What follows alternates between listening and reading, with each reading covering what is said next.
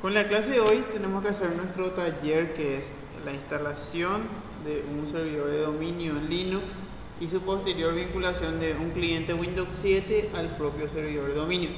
Entonces, para empezar eso, nosotros tenemos que tener nuestro sistema operativo, o sea, en este caso nuestro servidor, que es una distribución que se llama Sential, que es esta, que para que ustedes puedan descargar pueden entrar en esta página, que es poner directamente sential.com y luego dice alternativa Linux fácil al Windows Server. O sea que es la competencia, vamos a decirle, al Windows Server 2008, 2012, dependiendo del modelo que tengan. Y tienen que tener en cuenta que tiene esta opción, que es la opción, no es la opción paga, porque el sistema operativo en sí es gratuito, lo que ellos te venden es soporte técnico. Entonces lo que nosotros vamos a hacer es irnos acá donde dice comunidad, y donde entramos en comunidad podemos ya descargar la mismísima versión de producción, por así decirlo, solamente que sin soporte técnico. O sea que en el sentido de que si tenemos algún problema por el camino, nosotros las tenemos que arreglar para poder solucionar. Entonces podemos dar acá directamente y ya descarga. Ahora creo que es la versión 7.0, ya está. Nosotros vamos a instalar ahora la versión 6.2 que tenemos la imagen ISO. También se puede hacer directamente desde un Ubuntu Server o un Ubuntu Desktop, como son paquetes que se instalan sobre un sistema operativo, en este caso un Ubuntu Server. También se podría instalar de esa forma, ¿verdad? Solamente que no es recomendable, vamos a decirle, porque presenta algunos que otros problemas, y la mejor opción para no tratar de rompernos el coco de saber por qué da un error o algo por el estilo es descargarlo ya la versión con los paquetes instalados y hacemos directamente la instalación desde esa imagen ISO. Entonces eso es lo que nosotros vamos a hacer. También, si es que quieren hacerlo, pueden descargar en nuestra carpeta de Mega. Está una carpeta que se llama ISOs, y dentro de ISOs también está esa misma imagen de Sential y pueden descargarlo sin ningún inconveniente. Lo que vamos a hacer nosotros para poder hacer funcionar es preparar nuestra máquina virtual, en este caso Oracle VirtualBox, y para eso vamos a hacer dos cosas. Ya vamos a levantar el OVA de Windows 7 para los que no tienen, así para que mientras está levantando esa imagen OVA nosotros podamos hacer la instalación ya a la par. Entonces lo que vamos a hacer es, vamos a buscar si es que tenemos en el escritorio o nuestra carpeta de Mega o donde tengamos el OVA de Windows 7, vamos a descargarlo y vamos a utilizar. En este caso, para la mayoría está en el escritorio. Para mi caso está en una unidad externa, entonces yo tengo que darle acá directamente. Vamos a dejar así tal cual, y una vez que levanta la máquina virtual ahí vamos a hacer las modificaciones posteriores. Recuerden que lo que nosotros hacemos cuando vamos a hacer la importación de la máquina virtual es chequear este que dice MAC address, y tiene que decir generar nueva MAC address para todos los adaptadores de red.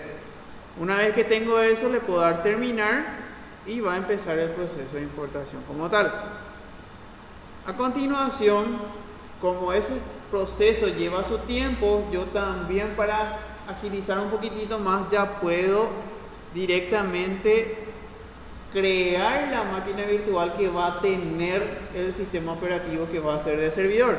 En este caso le voy a dar nuevo, voy a escribir Sential, que va a ser el nombre de nuestro servidor. Puedo ya seleccionar la imagen ISO que voy a estar utilizando, y para eso nosotros copiamos en el escritorio. Me pregunta por el tipo de sistema operativo que va a utilizar. En este caso yo sé, y nosotros vimos acá que es una distribución basado en Ubuntu Server. Entonces yo puedo marcar tipo de sistema operativo Linux, y abajo mismo en la versión le pongo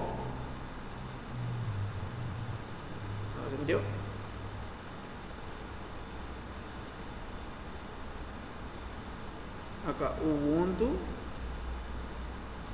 20.04 por ejemplo podemos poner, porque realmente no nos muestra sobre qué versión de Ubuntu está instalado este sistema operativo. Entonces ya tenemos el nombre del archivo, o sea, el nombre de la máquina virtual, vamos a decirle. Ya tenemos montado nuestro disco que contiene el instalador. Seleccionamos el tipo Linux y Ubuntu 20.04. Voy a darle siguiente.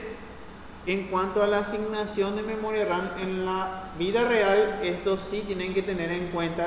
Al ser un controlador de dominio necesita bastantes recursos, por así decirlo, ¿verdad? Con 2 GB de RAM va a funcionar, pero va a terminar llenándose la memoria, se va a colgar y no va a funcionar más. Entonces tenemos que estar previendo por lo menos 4 GB de RAM para arriba para que funcione de una manera correcta. En este caso podemos ponerle 3 GB, ya que estamos en un entorno de prueba, no hay ningún problema. Vamos a darle siguiente. Una cosa que tienen que tener en cuenta también al momento de asignar o elegir la cantidad de disco de tamaño de disco que van a utilizar es el tamaño en sí, ¿verdad? Ya que una vez que nosotros hacemos la partición en Linux, ya es un poquito más complicado volver a particionar, aumentar, reducir o achicar, entre otras cosas. Por ende ya tenemos que prácticamente al principio determinar cuál va a ser el tamaño que va a tener nuestra instalación. En este caso nosotros vamos a asignarle un disco duro de 150 GB a modo de prueba y vamos a utilizar la totalidad del disco. Y eso va también porque en el CENTIAL se recomienda que sobre el mismo directorio también se encuentren las carpetas compartidas. ¿Por qué? Porque en Linux no es como en Windows, que yo puedo meterle nomás un disco, o sea, otro disco duro y se va, solito va a reconocer. Yo tengo que ejecutar un comando de manera manual por debajo del sistema operativo, ya en consola, para que se pueda montar ese disco duro nuevo que yo agregué y ahí recién pueda funcionar. Entonces, como es un paso un poco más tedioso, lo ideal siempre va a ser tener todo en un mismo disco, salvo que pueda tener un servidor NAS donde yo pueda almacenar y ubicarle en esa ubicación de red, ¿verdad? Pero a fines prácticos vamos a hacerlo así, vamos a dejar todo en un solo lugar. Si se acuerdan, esta parte que decía preload full size, o sea, en la versión anterior de VirtualBox era si es que yo quiero que utilice el tamaño total del disco o vaya aumentando hasta llegar a la cantidad de gigas que yo marqué acá. Si vamos a hacer un entorno de producción, ya dijimos que vamos a tener que o sea, si ponemos acá por ejemplo 500 gigas, yo tengo que marcar esto y que consuma realmente, físicamente ese disco virtual tiene que ocupar la misma cantidad de gigas que yo voy asignando, para que en algún momento, si yo quiero pasar de una instalación virtual a una física o quiera migrar de una u otra versión, pueda hacerlo sin ningún inconveniente.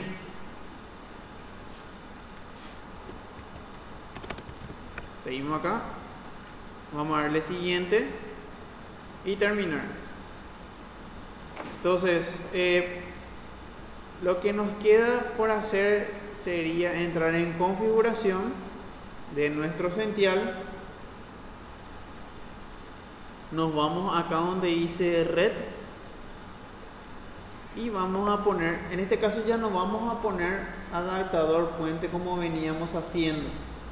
Lo que vamos a hacer es vamos a hacer una red interna que se va a llamar taller, y eso lo que va a hacer es va a intercomunicar el CENTIAL con el Windows 7 que nosotros acabamos de importar.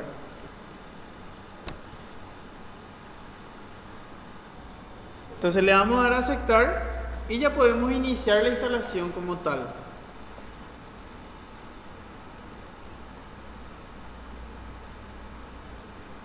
a hacer este.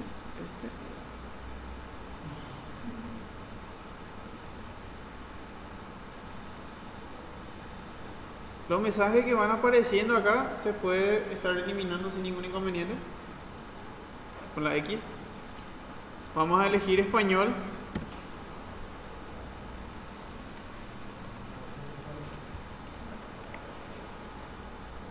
Después vamos a darle instalar Sential. Espera,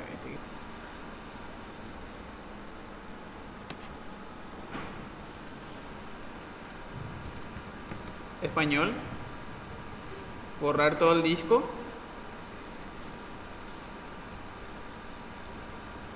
Acá tenemos que elegir la ubicación. Escribimos con una P, nos posicionamos hasta Paraguay. En la configuración del teclado no hace falta que nos estresemos en colocar tal cual como es. Vamos a dejarle nomás en este caso español. El siguiente ítem volvemos a dejar en español.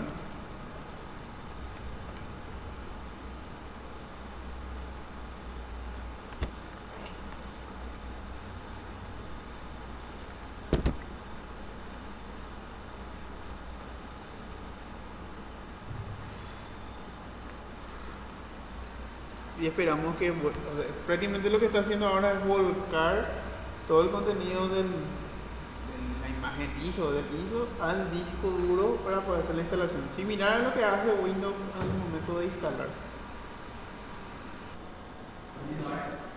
Viste que dice, se produjo un fallo al realizar la configuración automática de la configuración de red. Ese error da porque nosotros no tenemos ningún cable conectado a nuestro servidor y por ende nos está asignando IP de manera automática, que es lo recomendable en este caso porque vamos a instalar un servidor. Entonces vamos a darle continuar y en este caso no se recomienda tocar la configuración de red desde el momento de instalación, o sea, desde la instalación, porque una vez que termina la instalación, abre la sesión del server, él levanta su propio asistente de configuración y es ahí realmente donde nosotros vamos a hacer las configuraciones que tenemos que hacer. Entonces lo relacionado a red no se va a tocar, vamos a darle no configurar la red en este momento. El nombre, acá sí, ya por ejemplo, en este caso le voy a llamar intranet a mi servidor. Voy a darle continuar. El nombre de usuario de la cuenta sería el nombre de usuario del servidor, no de la administración del dominio. En este caso puede ser, por ejemplo, H. López. Admin no les va a funcionar porque es una palabra reservada, es un usuario reservado ya de Linux. Entonces, admin no les va a funcionar. Entonces pueden poner el nombre de cada uno de ustedes. Pueden ponerle como contraseña 1, 2, 3, 4, 5, 6 a modo de prueba, obviamente. Que ya en un entorno de producción tendríamos que poner una contraseña que sea mayúscula, minúscula, números y símbolos para que sea más robusto.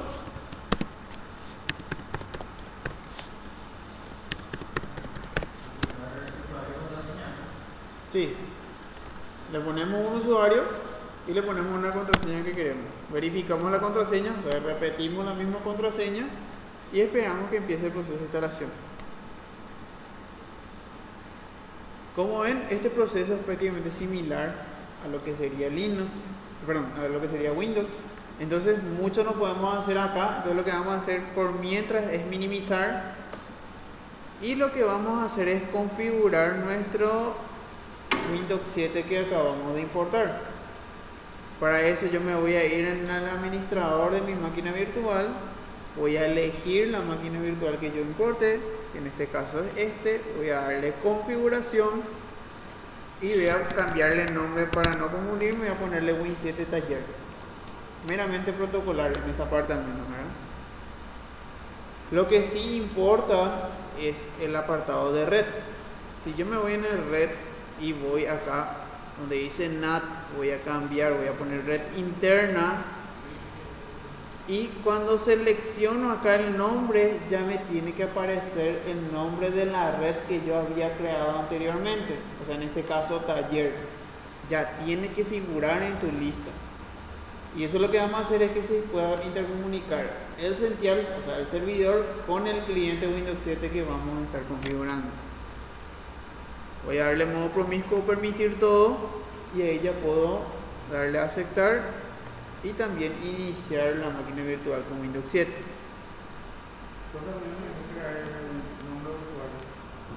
La contraseña es 1, 2, 3, 4, 5, 6. Iniciamos ahí. Y tenemos que probar si es que instala los drivers, o sea que si reconoce los drivers que ya tenía instalado anteriormente. Como yo voy a hacer, maximizando y maximizando nuevamente. Tiene que tomar el ancho de la pantalla solo. Continuamos. Entonces, para los que ya les salió que terminó la instalación, tienen que darle Enter.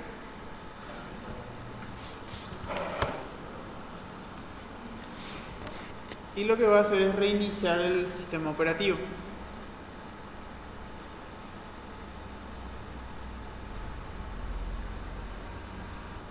Vean que dice instalando paquetes Core de Essential. Esperaron un rato. O sea, ahí recién empieza la instalación o la adecuación del sistema operativo Ubuntu Server a lo que sería nuestro servidor de dominio. O sea, realmente es para varias cosas, no solamente para dominio. Entonces, acá lo importante es que bajo ninguna razón, motivo o circunstancias no se corte la luz, no se corte nada. Porque así como si fuera que estás actualizando el BIOS, si es que se apaga por algún motivo, se movió tu enchufe, hace bien nomás ya de nuevo, ¿sabes? Porque no va a haber forma técnica de poder recuperar este proceso. No hay un tipo que estaba, tipo un proceso que estaba guardando en caché o algo así y que se queda hasta ahí, después continúa otra vez. Nada, se corta, se daña ahí mismo y empezar de nuevo nomás. Si todos no tuvimos ningún problema en el momento de la instalación, vean que no levanta un servidor web con un localhost 8443, que es una interfaz web para la administración del servidor. Entonces, en este caso, como Firefox asume que ese no es un lugar seguro, pero yo sí sé que es un lugar seguro, tengo que darle Advance y darle aceptar los riesgos y continuar. Y ahí sí, el certificado nosotros asumimos que es correcto y ya le puedo poner mi usuario. En este caso, el usuario que yo había configurado al momento de empezar la instalación.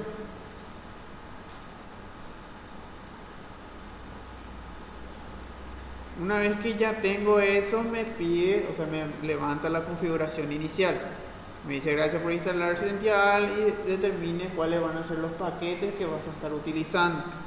Voy a darle continuar y tengo que elegir qué yo quiero hacer con este servidor. En este caso nosotros vamos a hacer controlador de dominio y servidor de archivos. Yo podría configurar también que pueda hacer, por ejemplo, un main server, un servidor de correo. Puedo hacer DNS server, DHCP server, firewall, entre otras cosas. Pero no se recomienda que un servidor haga todas las cosas. Por ejemplo, si yo quiero hacer un controlador de dominio, instalo en una PC. Si quiero hacer un servidor de correo, instalo el mismo Essential, pero cargo esta opción. Entonces, si es que muere o se daña por algún motivo uno de los servicios, vos podés apagar ese servicio y no le está afectando a todo. En cambio, si es que yo tengo todo en un solo servidor, puedo matar toda la infraestructura de mi red por un descuido. Entonces, en este caso, vamos a dejarlo así. Vamos a marcar este que dice controlador de dominio. En un caso eventual, yo podría marcar, por ejemplo, antivirus para que pueda estar escaneando todos los archivos que yo voy cargando en las carpetas compartidas, que podríamos aumentar la seguridad de eso. También podría agregarle, por ejemplo, instrucción de protección del sistema, que es prácticamente para estar bloqueando paquetes indeseados y demás cosas. Pero con activar el antivirus ya es suficiente para el controlador de dominio en sí. Entonces le voy a dar instalar y ahí hace otra vez, aparte yo elegí unas cosas, pero así como instalamos Windows Server, yo elijo una característica o un rol, ya viene por debajo algunas cosas que necesita para que funcione correctamente. Entonces en este caso va a ser configuración de red, firewall, antivirus que yo marqué, DNS server porque necesita un controlador de dominio, necesita sí o sí de un DNS server para que funcione correctamente. El NTP service, que es prácticamente un servidor de hora que lo que va a hacer es igualar o, por así decirlo, unificar todas las horas de los clientes que se encuentran conectados a este servidor a la hora del servidor propiamente dicho, para que no haya problemas con la diferencia de hora, que por eso no se puede iniciar sesión, entre otras cosas, ¿verdad? Entonces le voy a dar continuar y acá sí tenemos que arrastrar hasta acá abajo y chequear que esta barra de proceso no se detenga o no me dé ningún error por algún motivo. Entonces, en este caso, por ejemplo, un paquete faltó por instalar, que probablemente sea el antivirus.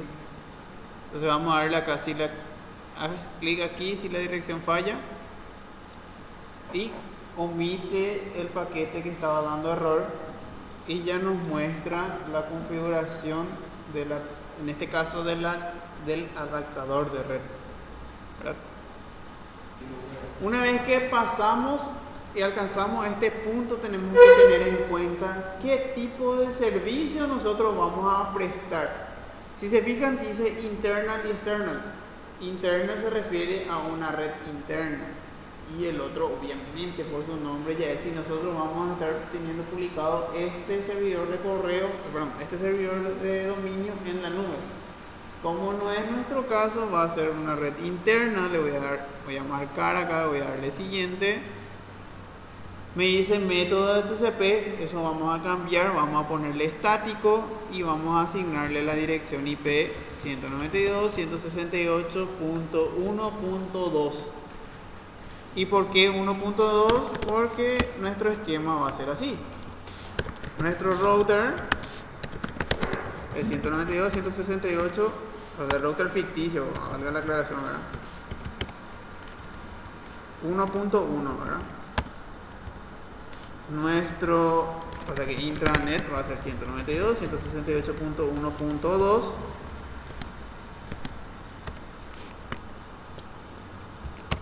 y PCs en general. Vamos a ponerle del 92.1.50 para arriba, ¿ok? Entonces, teniendo ya esa información, vamos a ponerle 1.2, máscara se queda tal cual, puerta de enlace ya cambiamos, que va a ser el 1.1, y en el servidor de dominio sí tenemos que hacer un pequeño cambio. El primer servidor de dominio es el 127.0.0.1, que es LOPA, que es para que él mismo se pueda autorresolver las peticiones que va a hacer los clientes a él mismo. Y el siguiente va a ser 8.8.8.8 para que pueda salir a internet. Ahí le puedo dar finalizar y esperamos que haga esa transcripción de lo que nosotros escribimos o nosotros configuramos dentro de la interfaz. Él lo que está haciendo realmente es escribiendo por debajo, vamos a decirlo, por consola, transcribiendo todo lo que nosotros configuramos desde la web. Si todo está bien, no hubo ningún problema ni nada por el estilo, yo tendría que tener un mensaje que me diga ir al dashboard, que prácticamente es la consola.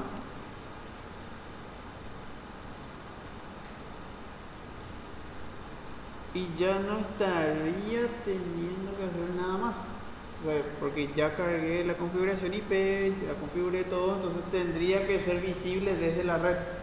Entonces para eso yo me voy a ir a mi máquina virtual con Windows 7. Previamente ya había configurado en la red taller, en este caso iNet para el tuyo. Lo que vamos a hacer es cargar de manera manual la dirección IP, que en este caso va a ser la 192.168.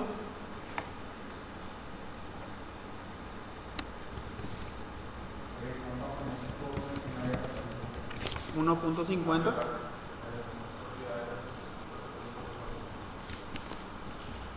Tema examen.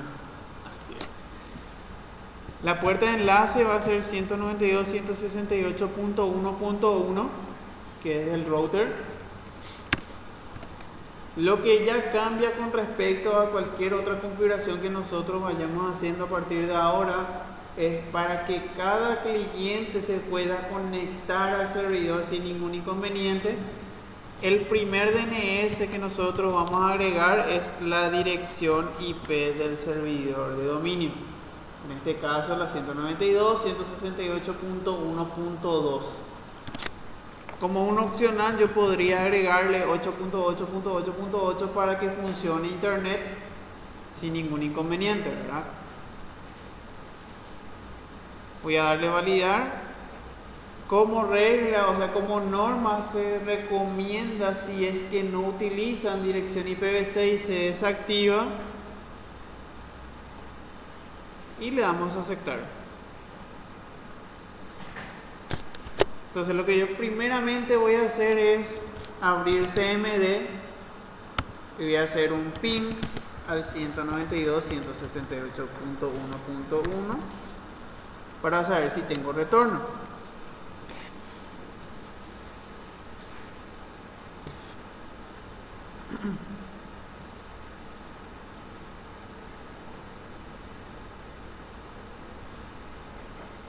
En este caso no funciona. Entonces vamos a mirar que puede ser.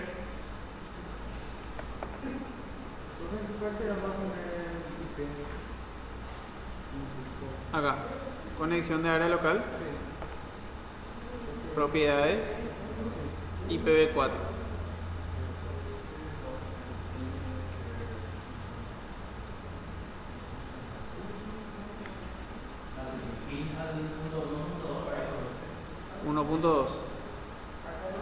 Pero si se fijan y abren su sential, da todavía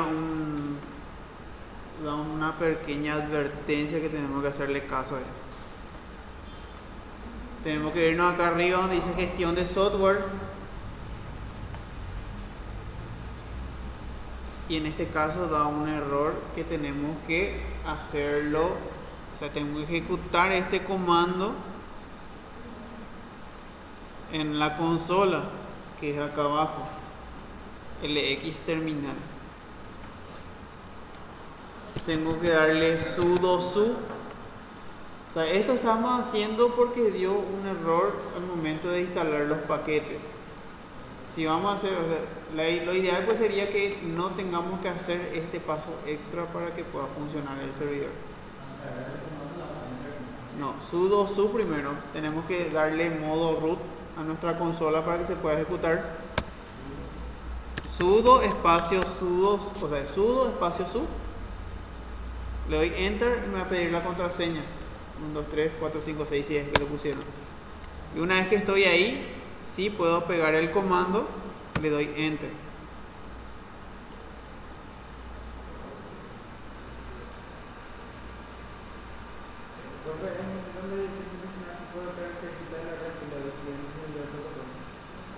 Entonces vamos a darle el usuario. Y ahí tenemos que probar otra vez desde nuestra máquina virtual con Windows 7 a ver si es que funciona. Okay. 1.2. Ahí por ejemplo sí ya tenemos retorno desde nuestra dirección IP.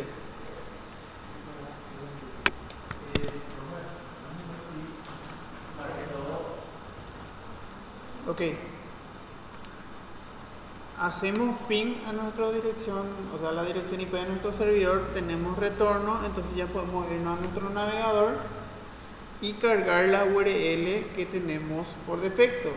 Que si se fijan, o sea, si se recuerdan, en nuestro sential decía localhost 2.8443. Pero si nosotros vamos a acceder desde cualquier cliente al servidor, ya tenemos que cambiar localhost por la dirección IP del servidor. En este caso va a ser 192.168.1.2 2.8443, que es el protocolo seguro para este servidor. Como ese certificado no está siendo reconocido por Windows en este caso, te va a salir como si fuera que es un error, una advertencia, pero en este caso yo sé que vaya a este sitio web no recomendado, porque yo sé que es algo que es seguro, ¿verdad?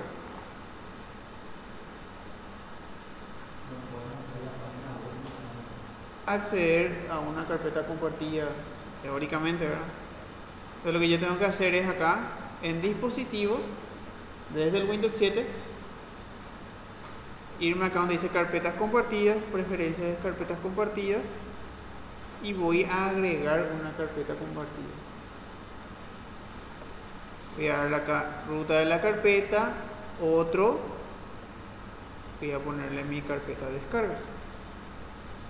Seleccionar, aceptar, aceptar. Si yo me voy acá en inicio, equipo, red,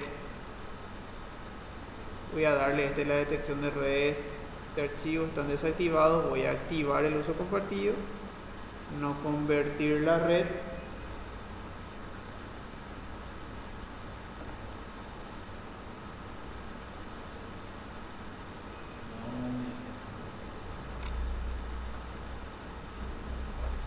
Y si se fijan acá ya hay uno que dice VBox.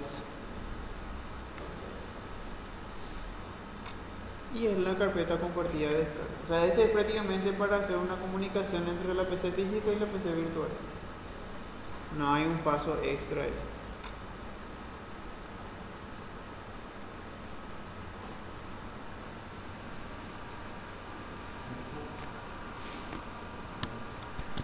Vamos a copiar en el escritorio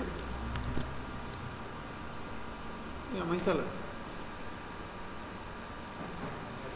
Siguiente. Ejecutamos.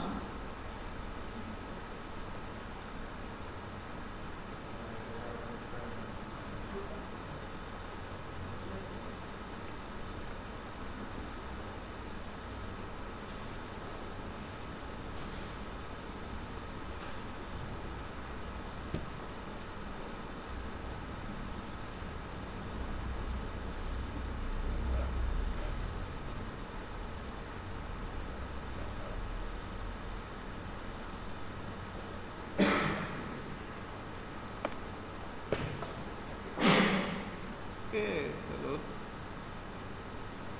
Ok. https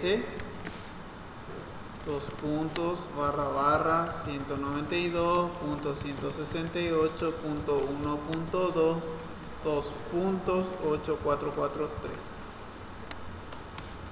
que dos veces escribió.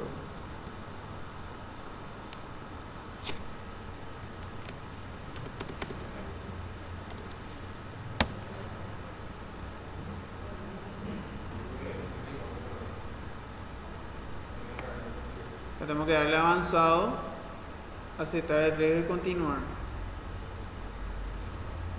¿Vio? Casilla, deja ya.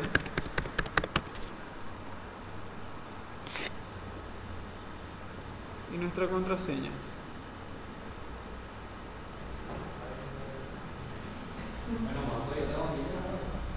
Ese tenía en el vehículo y tengo uno de reserva ahí. Me tengo que hacer una guampa ahora de reserva ya está. Ok, acá está el dichoso paquete que nos creó el problema. Está lo como detenido, entonces vamos a dejarle nomás ahí para que al momento de querer arrancar o que se crashea ya no funciona más. Entonces, para que podamos entender más o menos cómo está la distribución del servidor y demás cosas, vamos a empezar a ver los menús que están hacia la izquierda. Primeramente vamos a ver estado de módulo y ahí tenemos todos los estados que tenemos que tener activos. En este caso el controlador de dominio está todavía desactivado y tenemos que activar, tenemos que marcar acá esto. Nos va a salir un mensaje que dice activar el módulo, efectuará unas modificaciones sobre el sistema, le voy a darle a aceptar.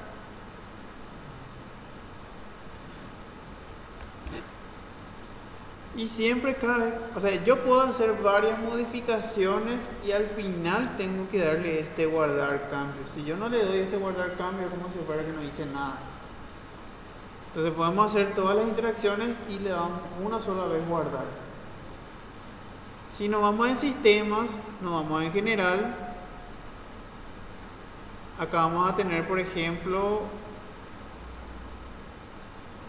Lo primero sería el usuario, lo segundo la interfaz por la cual se va a conectar. Yo puedo cambiar este puerto 8443 porque es conocido para Sential, y para cualquiera que sepa que tenemos un servidor de dominio Sential puede acceder a esa interfaz gráfica a través de ese puerto. Yo puedo ponerle 445, 448, ya depende de cómo yo quiera ponerle, y va a funcionar. El nombre de dominio, o sea, el nombre de la máquina, que es intranet, y en este caso, acá como a nosotros nos dio un error al momento de estar configurando, no nos preguntó cuál va a ser el nombre del dominio que yo quiero configurar, pero yo puedo cambiar acá. Entonces voy a ponerle, por ejemplo, ite.local y darle cambiar, y me da un mensaje que dice: cambiar el nombre de la máquina y el dominio implica que se genera un nuevo certificado y todos los datos que estaban añadidos con el dominio viejo se va a perder. En este caso, como no hicimos nada, no hay ningún problema. Puedo darle OK y darle ahí sí ya nos conviene darle guardar cambios, porque el cambio que estamos haciendo es un cambio muy importante, ya que es el dominio en sí. Entonces darle guardar otra vez.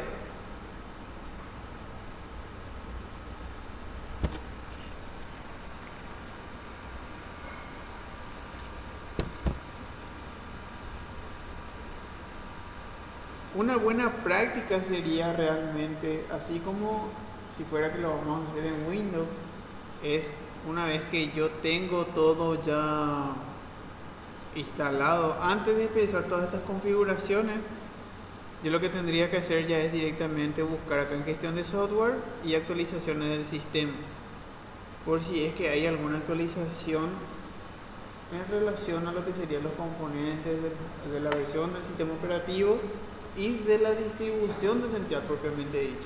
En este caso a nosotros no nos va a funcionar porque no estamos conectados a internet, pero lo que se recomienda hacer es, antes de empezar a hacer cualquier configuración, es actualizar hasta lo último que se puede, y una vez que esté todo actualizado y no haya ningún mensaje de advertencia, ningún error ni nada por el estilo, ahí recién empezar a hacer las configuraciones de la administración en sí. Entonces ya tenemos, por ejemplo, relacionado al sistema, ya cambiamos todo. Yo puedo hacer un backup de la configuración, por ejemplo, cuando ya tengo todo bien actualizado, todo joya, todo bien chuchi. Ahí yo puedo hacer un backup para que en algún momento, si es que por algún motivo se dañó mi instalación, yo pueda hacer una instalación nueva y pueda volcar toda esa configuración sin ningún inconveniente. Similar, porque realmente no es como un punto de restauración como tal, porque vos tenés que hacer todita la instalación y levantar el asistente prácticamente, y de ahí recién hacer la restauración en sí, ¿verdad? Apagar y reiniciar no hace falta. Lo que va a hacer ahí es el apartado de red, te da en interfaz, tenemos lo que nosotros ya le habíamos cargado. Puerta de enlace es lo mismo, ya habíamos cargado eso, se queda así todo igual. Vean que acá cuando nosotros hacemos clic sobre DNS, me dice que el módulo DNS de Sential está instalado y habilitado. Entonces, cuando yo quiero hacer una configuración de DNS, me tengo que ir en el módulo DNS del Sential propiamente dicho. Si yo hago clic sobre el DNS de Sential, me va a cargar una información que es prácticamente lo que yo le había cargado. Si ustedes hacen clic acá en direcciones IP del dominio, hacen clic sobre la tuerca, le va a mostrar la dirección IP del servidor. Si nos vamos otra vez acá en dominio, hago clic acá en servidores de nombre, voy a tener el nombre del dominio, o sea el nombre de la máquina, entre otras cosas, ¿verdad? Que prácticamente eso no se toca nada, porque es lo que hizo para que funcione correctamente el servidor de dominio. Entonces eso no se configura por así nomás, ¿verdad?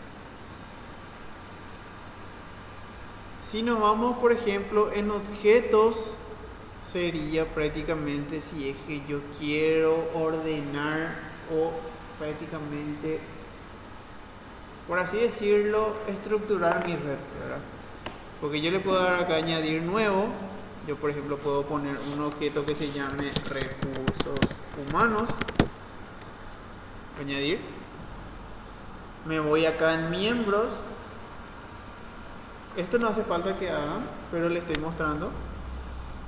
Yo puedo añadirle, por ejemplo, RRHH01, asumiendo que esa es la PC de recursos humanos 001, y con su dirección más address. Entonces vamos a asociar la dirección más address a ese equipo, para que en algún momento, si yo quiero activar, por ejemplo, un servidor de HCP, ya va a tomar esta información, entonces siempre le va a asignar la misma IP. Pero eso es meramente relacionado a la infraestructura de red y no al servidor de dominio como tal. Entonces esta parte se puede omitir sin ningún problema. Lo que estaría bueno activar son los registros, que es lo que nos va a mostrar todos los errores o todos los logs que pueden estar ocurriendo dentro del servidor en sí. Entonces para eso yo me tengo que ir en configurar los registros y tengo que marcar este que dice cortafuegos, cambios en la configuración y sesiones del administrador y accesos en el Samba, que es lo que me va a mostrar. Acceso en el Samba es lo que me va a mostrar quién está accediendo a qué recurso compartido y qué está haciendo con ese recurso compartido en particular, ¿verdad? Una vez que le doy eso, como esto es un cambio del sistema, realmente conviene hacerlo así. Generalmente podríamos hacerlo todo de una vez y después darle guardar cambios, pero no se recomienda hacerlo así, porque ponerle que no le gustó uno de los parámetros que cargaste, entonces te va, o sea, que no va a guardar ningún cambio. Entonces si estamos haciendo un cambio que es, o sea, que va a afectar la funcionalidad del sistema, entonces ya conviene guardar esos cambios al instante y luego seguir con los demás pasos. Entonces le damos ahí OK. Gestión de software ya es prácticamente para hacer las actualizaciones y demás cosas. Usuarios y equipos, gestionar, que es básicamente todos los equipos y usuarios que se van a encontrar dentro del dominio. En este caso, por ejemplo, si es que yo quiero agregar un nuevo usuario, yo tengo que posicionarme sobre esta carpeta users y acá abajo mismo hay un botón que dice más. Y acá me dice si es que quiero crear un nuevo usuario, un nuevo grupo, un nuevo contacto. En este caso vamos a crear uno que se llame RRHH01, todo minúscula, porque en Linux sí reconoce mayúscula y minúscula, él asume eso. Entonces voy a ponerle RRH01, nombre y apellido igual, contraseña 123456, 123456. Le puedo dar añadir.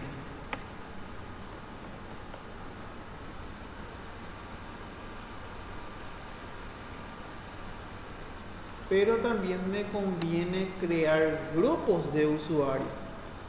¿Cuál va a ser la diferencia entre crear usuarios y crear grupos de usuarios? Vamos a hacer el ejercicio directamente. Me voy a ir sobre users, voy a darle más, voy a crear un grupo de seguridad y voy a escribir recursos humanos.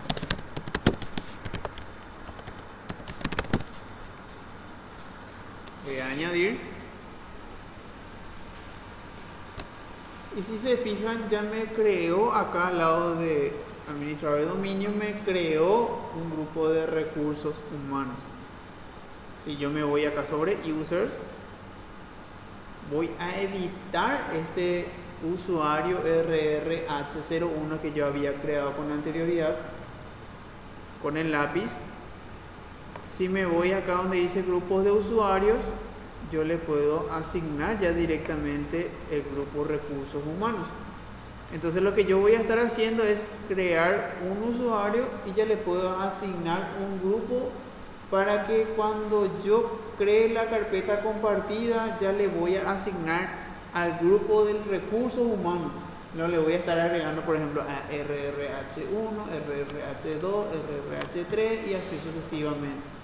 Entonces, a fines prácticos y de comodidad nuestra, conviene hacer por grupos de trabajo, o sea, grupos de usuarios.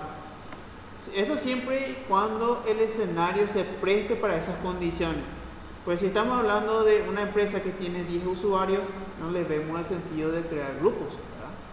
Ahora, si estamos ante una empresa que tiene una proyección de acá a un año crecer a 100 usuarios, ahí sí ya podríamos establecer la plantilla, por así decirlo.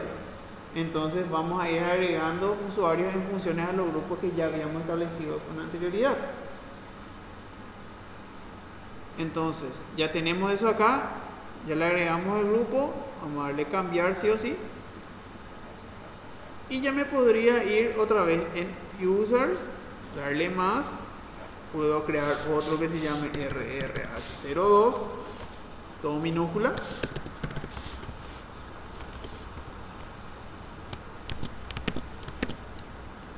Y vamos a ponerle la contraseña 1, 2, 3, 4, 5, 6 otra vez.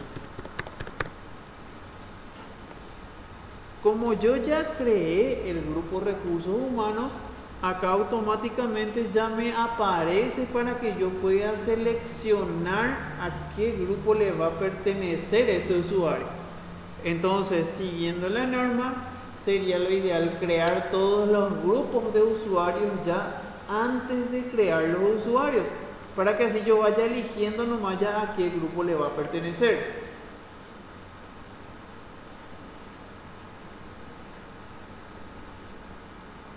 Entonces, si es que creo, por ejemplo, otro grupo que se llame administración, me voy otra vez a user, grupo, administración, le doy a añadir, me voy otra vez a users y vamos a hacer un ejemplo de la vida real. O sea, el famoso Juan Pérez, ¿verdad? J. Pérez. Y es Juan Pérez. La contraseña 1, 2, 3, 4, 5, 6. 1, 2, 3, 4, 5, 6. ¿Por qué sería práctico manejarme de esa forma? Por ejemplo, Juan Pérez está en el departamento administrativo al día de hoy. Y por algún motivo se traslada al grupo recursos humanos.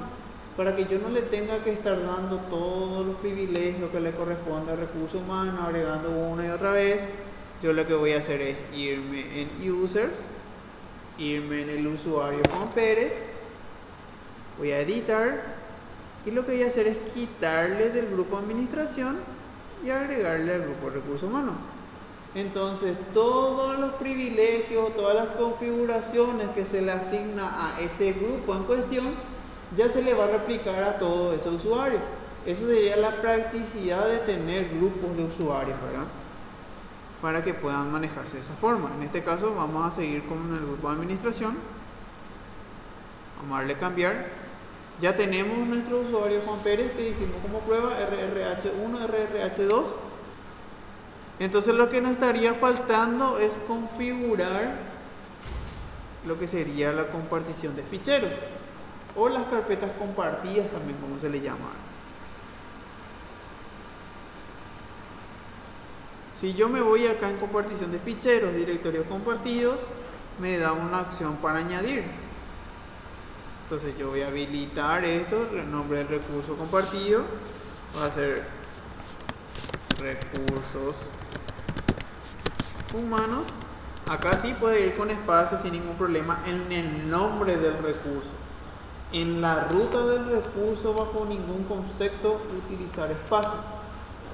En todo caso, si es que quiero poner, por ejemplo, recursos humanos, poner recursos con la H mayúscula para separar. O directamente nomás ya RRHH. Ya sería forma de cómo ustedes quieran organizarse. Pero en la ruta, bajo ningún concepto, utilicen espacio, apóstrofe o cualquier otro símbolo raro. Ni siquiera acento usen. Guión bajo sí puedes usar, no hay ningún problema con eso, ¿verdad? Pero yo tuve un caso de que tuve que poner administración y le puse el acento en la O y había computadoras que no aceptaba el acento, entonces tuve que borrar prácticamente la carpeta compartida, volver a hacer todo de nuevo otra vez. Entonces mejor nomás hacerlo así, sabiendo que va a estar mal porque no tiene acento y todo lo demás, ¿verdad? Pero mejor no complicarse la existencia. Una vez que yo configuro, lo que hice fue crear la carpeta, similar a Windows 7. Creamos la carpeta, ahora yo voy a entrar en compartir esta carpeta, voy a configurar quién puede acceder a esa carpeta y vean que dice control de acceso, nadie. O sea que ahora mismo nadie puede acceder a ese recurso compartido. Si yo le doy añadir, acá yo puedo añadir a nivel de usuario o a nivel de grupo. Ya va a depender de cómo quiero hacer eso. Como nosotros estamos trabajando a nivel de grupos, vamos a hacerlo así. Entre los permisos vamos a encontrar solo lectura, que es el que puede modificar solo lo que se encuentra, o sea, solo lectura es para visualizar, perdón. Lectura y escritura es modificar los archivos que ya existen dentro de esa carpeta. Suponele que tiene un archivo Word, él puede abrir y editar ese Word. Ni siquiera le puede cambiar el nombre de ese Word, puede cambiar el contenido de ese Word. No puede agregar ningún archivo nuevo, no puede eliminar nada. Y el administrador, que sería el control total de Windows, que puede hacer todo. Entonces en este caso vamos a ponerle como administrador, vamos a darle a añadir. Y algo bueno que tiene Sential es esto. Si yo me voy otra vez en compartición de ficheros, voy a encontrar una opción que dice papelera de reciclaje. Si yo habilito esta papelera de reciclaje, por ejemplo, una persona borró intencional o no intencionalmente un archivo dentro de esa carpeta compartida, si yo habilito esta papelera, se va a ir en esa papelera. Y generalmente en Windows Server no ocurre eso. Entonces lo que se borre desde un server, una carpeta compartida que se borra un archivo, ya se borra forever. Entonces esto lo que hace es una carpeta oculta, que es una papelera. Entonces lo que se borra se puede ir tranquilamente a buscar en ese lugar. Sí. Inclusive yo puedo poner también acá, por ejemplo, darle, qué sé yo, cargar en este caso directorios personales del usuario, ¿verdad? Que sería prácticamente la carpeta del usuario que se encuentra dentro de la red, ¿verdad? Pero no hace falta tocar nada de esta parte, ¿verdad? Entonces ya le doy acá, tengo que dar añadir, tengo que borrar esto, ahí, se queda así tal cual. Habilitamos la papelera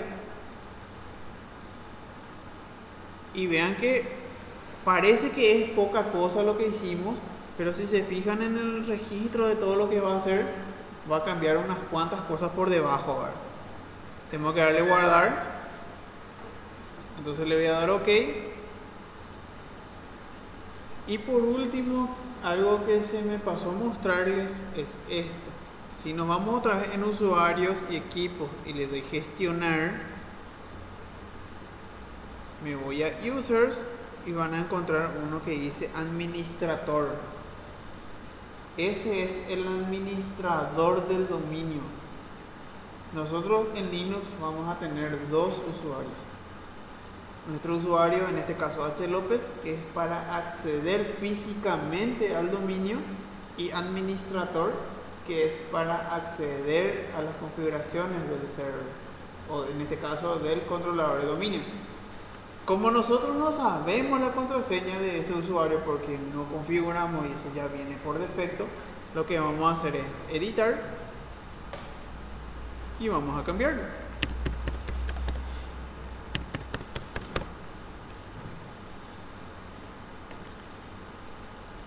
Nombre de pila vacío, administrador.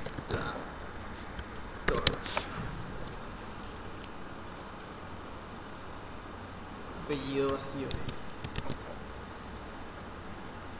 Ahí. Nos pide que le pongamos nombre y apellido otra vez. Una vez que ya tengo todo eso, ya tengo configurado mi controlador de dominio, ya tengo agregados los usuarios que van a formar parte del dominio, ya tengo también configurado las carpetas compartidas que son del dominio. Entonces lo último que me queda ya es prácticamente irme al Windows 7 y vincular al server. O sea, en este caso estamos luego dentro del 7, nos vamos acá sobre equipo, clic secundario, propiedades, acá cambiar configuración, ya estamos haciendo tema de examen inclusive de tan calidad que ya soy. Vamos a decirle, una buena práctica sería, o sea que no es que sería, tienen que cambiarle el nombre del equipo a cada máquina. No puede existir dos admin PCs dentro del dominio. O sea, no les va a dejar luego, le va a decir que ya existe ese equipo dentro del dominio. Entonces lo ideal va a ser siempre de tipo, si es administración, admin 1, admin 2, admin 3, RRH 1, 2, 3, estadística 1, 2, 3, la nomenclatura que ustedes quieran utilizar para diferenciar una y otra PC. Entonces, a fines prácticos vamos a dejar en admin PC, pero en la vida real se tiene que cambiar. Si yo quiero cambiar lo que sería el grupo de trabajo, o sea, pasar del grupo de trabajo a dominio, tengo que darle acá abajo donde dice cambiar.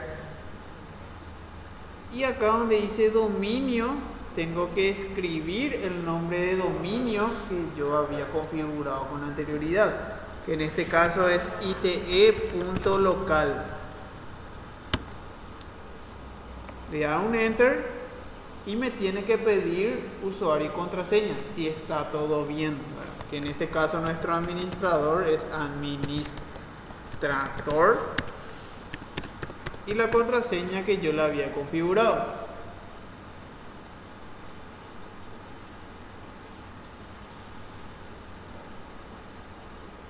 Acá por ejemplo tiene una hora que dice la 1 ya, ¿verdad? Entonces, teóricamente, y si se configuró bien nuestro servidor NTP, una vez que el usuario inicia sesión dentro del dominio, ya tiene que asumir la hora del server. Vamos a darle a aceptar, cerrar y reiniciar. Vamos a esperar a que reinicie. Yo quiero hacer, o sea, acá por ejemplo me dice insertar control al suprimir, ¿verdad? Yo me tengo que ir acá en entrada, teclado, insertar control a suprimir. Y fíjense que ahí me dice, por ejemplo, admin PC barra admin. En este caso, por ejemplo, yo ya no quiero más entrar con el usuario administrador local de la PC. Entonces yo le voy a dar cambiar usuario, otro usuario, voy a poner RRHH01 y la contraseña que yo había configurado. Y fíjense que acá abajo ya dice iniciar sesión en ITE, que es el usuario que yo había configurado, perdón, el dominio que yo había configurado.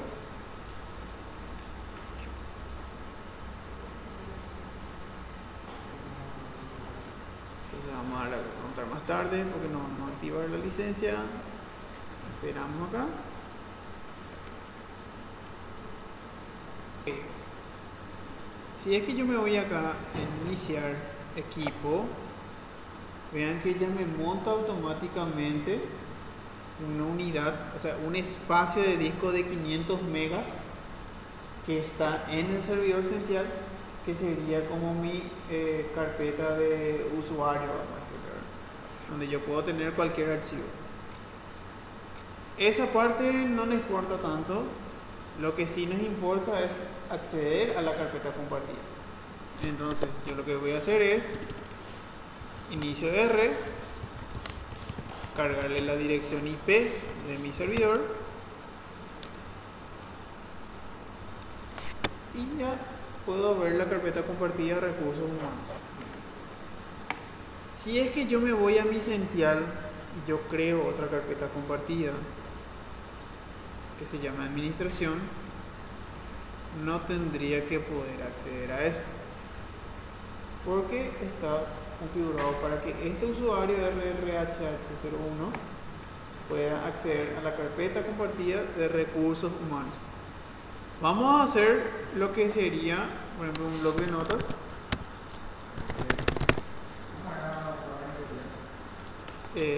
al graphic, el que está al lado del 1. Depende del...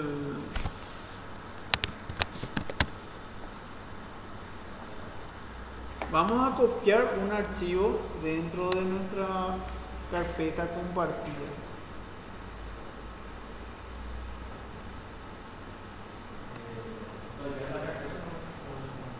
En la carpeta recursos humanos, porque esa es la que nos va, como nosotros activamos hace rato el log, vamos a revisar ahora si es que captó lo que hizo este usuario. Entonces acá por ejemplo no me instaló el Firefox, porque probablemente me instaló para ese usuario nomás, entonces tengo que repetir el proceso. Asumió que ya está así.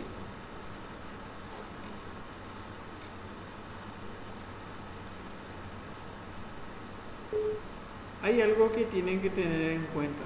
Fíjense que ahora, por ejemplo, cada vez que yo voy a hacer algo, me pide contraseña administrador.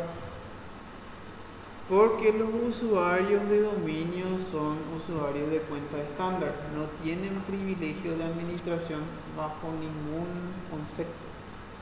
Si es que yo necesito que este usuario RRHH01 sea administrador, lo que yo necesito, o sea, lo que yo puedo hacer es hacerle que él sea administrador, pero solo de la computadora donde se encuentra iniciada la sesión. Porque si yo le doy privilegio de administración a nivel de servidor, estoy creando un problema de seguridad, ya que prácticamente en cualquier computadora que él inicie sesión puede estar modificando los parámetros de esa computadora. Entonces, para aumentar la seguridad de eso, lo que yo puedo hacer es, supongamos que siempre la persona se va a sentar en el mismo lugar, ¿verdad? Difícilmente se cambian de oficina o cosas así, ¿verdad? Salvo que se le eche o no sé, ¿verdad? Llamémosle cangrejo también. Entonces lo que yo puedo hacer es entrar en panel de control, cambiar tipo de cuenta, voy a poner mi administrador, mi contraseña. Acá me dice que solamente existe un usuario administrador, que es el administrador local de la PC. Si yo le doy a agregar y escribo RRHH01 del usuario, o sea del dominio IT, que es el usuario con el cual nosotros estamos logueados ahora mismo, le doy siguiente, me pregunta qué tipo de privilegios le voy a dar localmente a este usuario. Yo le puedo dar privilegios de administración, puedo darle otros en donde necesito que solamente pueda tocar las opciones del adaptador de red, por ejemplo, o que necesite solamente copias de seguridad, o solamente pueda acceder a esta PC a través de escritorio remoto. Ya va a depender muchísimo de cuál sea el escenario en particular en el que se encuentra. Generalmente lo que se hace es ponerle a ese usuario de dominio como administrador local de la PC. Entonces yo le doy finalizar, aceptar, y lo que voy a hacer es, no hace falta ni reiniciar, es cerrar sesión, volver a abrir otra vez, entrada, teclado,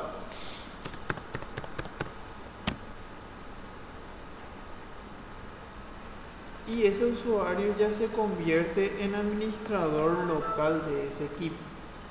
Entonces ponele que necesita instalar algo, entonces él sin ningún problema puede hacer eso.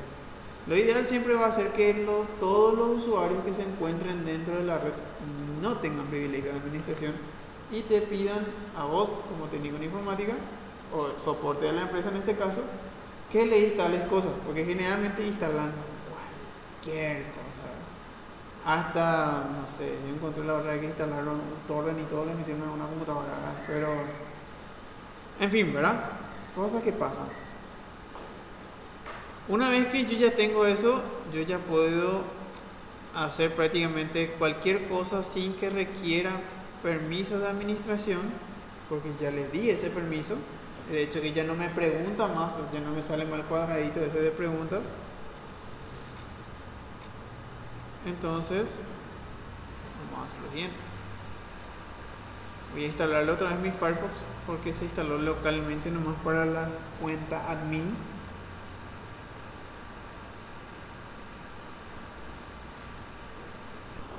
Ok, vamos a revisar un ratito nuestro servidor.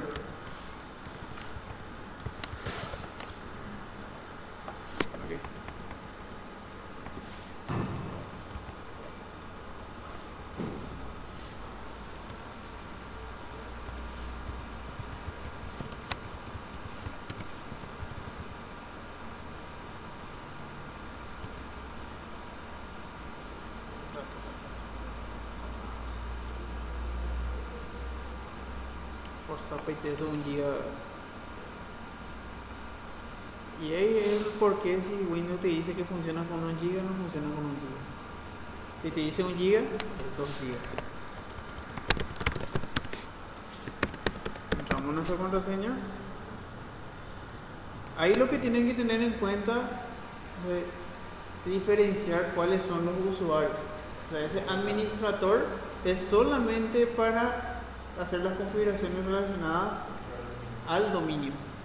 Después el usuario que ustedes configuraron al momento de inicio, o sea, al empezar la instalación, es relacionado a la configuración del servidor en sí. Entonces, nos vamos por ejemplo a registros.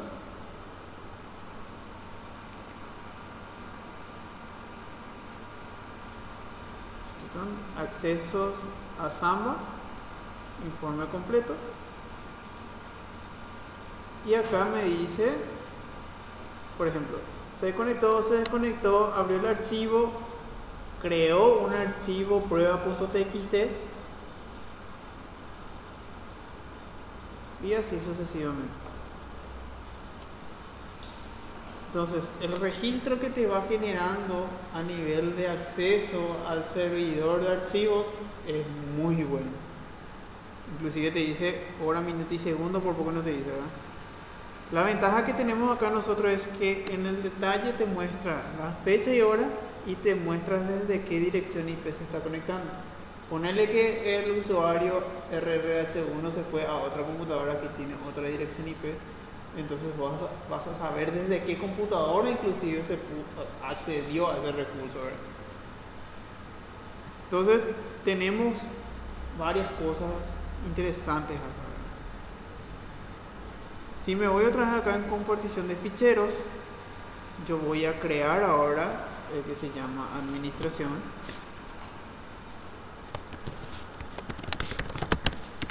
Aquí.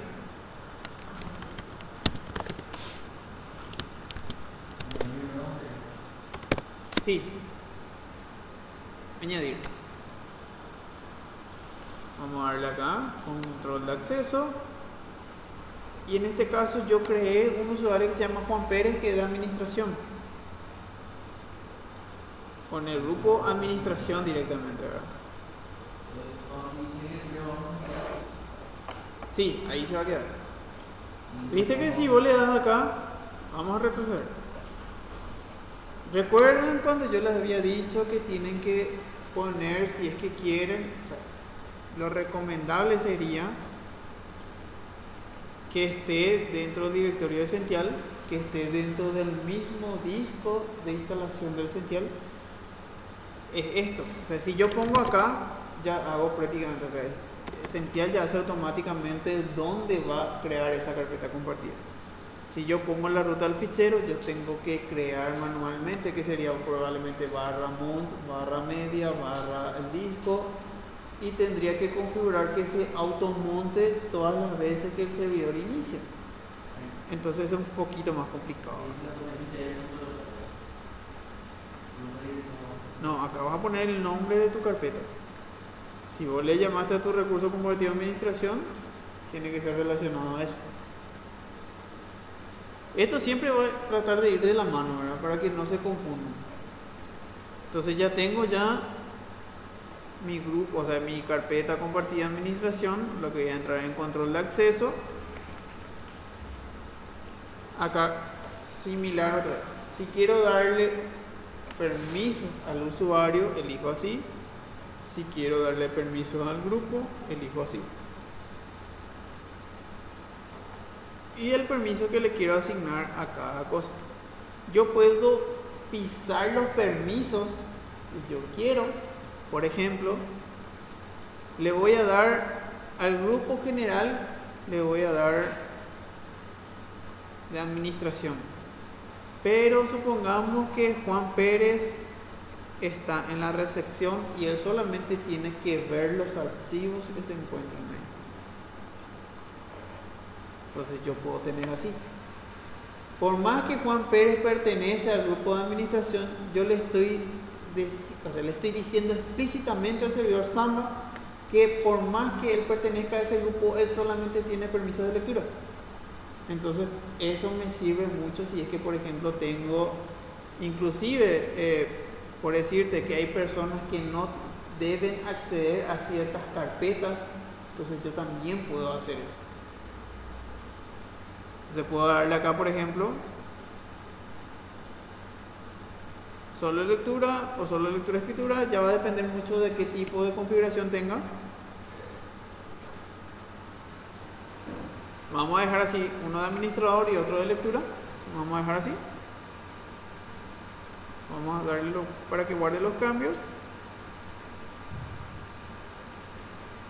Y ya tenemos esto. Entonces yo teóricamente, si es que yo me voy a mi carpeta compartida, que era // ya tengo recursos humanos que voy a entrar directamente. Y ya tengo administración que yo puedo acceder si es que yo sé el usuario y contraseña de ese recurso. Entonces, por ejemplo, J. Pérez.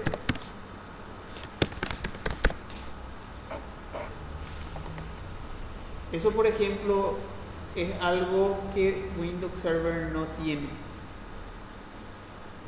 Porque Windows Server, si es que, por ejemplo, yo le cargo permisos a J. Pérez, solamente J. Pérez puede acceder a ese recurso. Pero con Linux hay esa ventaja. O sea, a nosotros, por ejemplo, como administradores de TI nos sirve eso. Que yo puedo acceder a cualquier carpeta siempre y cuando tenga permisos, sin que yo tenga explícitamente los permisos a esa carpeta. Entonces, para mantenimiento y demás cosas, es súper genial esa opción, ¿verdad? Entonces ya tenemos esto, ya tenemos la carpeta compartida, ya creamos los usuarios. Lo que quedaría es mostrar una opción que ahora mismo no estoy recordando, que es un cliente que se puede instalar dentro de Windows para administrar el Essential sin necesidad de que yo tenga que estar abriendo a través de la web. Pero creo que era un poquito...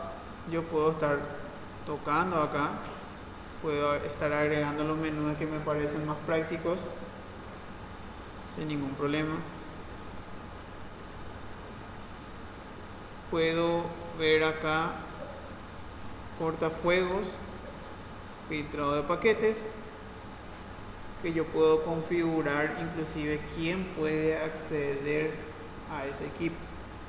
Por ejemplo, reglas de filtrado desde redes internas a Essential, que es nuestro caso ahora porque nosotros pusimos como internal, o sea, red interna. Voy a darle a configurar y acá me dice quién puede acceder al servicio Samba, que es la carpeta compartida. Está bien que sea cualquiera. DNS también tiene que ser cualquiera, porque teóricamente cualquier dirección IP o cualquier usuario dentro de la red tiene que poder autenticarse o loguearse contra el servidor. Lo que podemos modificar y aumentarle la seguridad es quién puede acceder por SSH a nuestro servidor. Yo puedo darle acá, modificar el lápiz y ponerle origen, dirección IP y cargarle la dirección IP de mi computadora, por ejemplo. O puedo darle objeto, y eso recuerdan lo que yo estaba haciendo al principio, que es permitir cuáles los objetos o los grupos de usuarios que yo había creado pueden acceder a un determinado servicio, en este caso, ¿verdad? O inclusive directamente denegar. Generalmente lo que se hace es registrar para saber quién entra y quién no, ¿verdad? Porque al registrar lo que hacemos es permitimos, pero está haciendo un log de todo lo que va entrando. Vamos a cambiar. Y también la administración de la administración web de Essential se registra. Entonces ahí yo también voy a ver quién intenta acceder a ese servicio. Entonces, vamos a darle acá.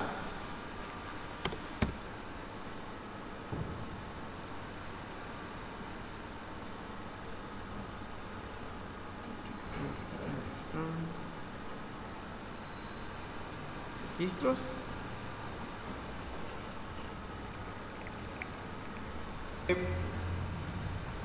Como demostración, al menos de qué se puede hacer con Essential, cumplimos con una de las opciones, porque si ustedes entran otra vez acá, van en características,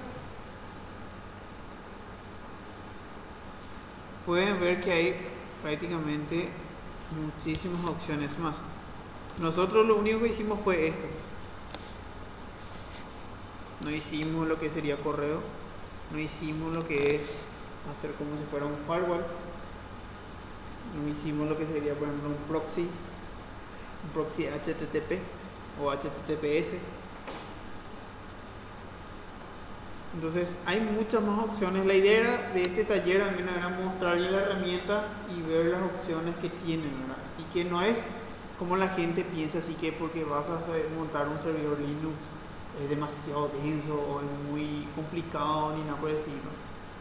O sea, tiene sus mañas, así como vimos en el proceso de instalación, obviamente, pero no es nada de otro mundo. O sea, que no tengan miedo, por ejemplo, si es que alguien les propone, o sea, les dice, necesito que me montes un servidor Linux. No hay nada de otro mundo, pueden hacerlo tranquilamente. Tienen que tener en cuenta nomás esos pequeños detalles al momento de crear y obviamente tratar de seguir las buenas prácticas, ¿verdad? De poner la contraseña segura, un momento antes, o sea, tipo cuando instalo todo, ya actualizar hasta lo último, y una vez que actualizo todo, ahí recién empiezo a hacer todas las configuraciones, entre otras cosas, ¿verdad? Esto es lo básico. La otra recomendación sería que ningún usuario de dominio va a ser administrador del dominio. O sea, yo no le voy a dar ese permiso. Si es que yo quiero que sea administrador de esa PC, me voy directo en panel de control, le doy cambiar el tipo de cuenta y le pongo como administrador, pero de esa computadora nomás. Así para que en algún momento, si es que ese usuario se muda o por cosas de la vida quiere ir a iniciar sesión en otra computadora, va a poder iniciar sesión, genial, pero va a iniciar sesión con privilegio de cuenta estándar y no va a tener ninguna forma de cambiar contraseña, no va a poder modificar los parámetros de la otra PC, etcétera, etcétera. Así evitamos cualquier problema de malintención y demás cosas, ¿verdad? Entonces, por acá, hasta acá queda lo que sería el taller.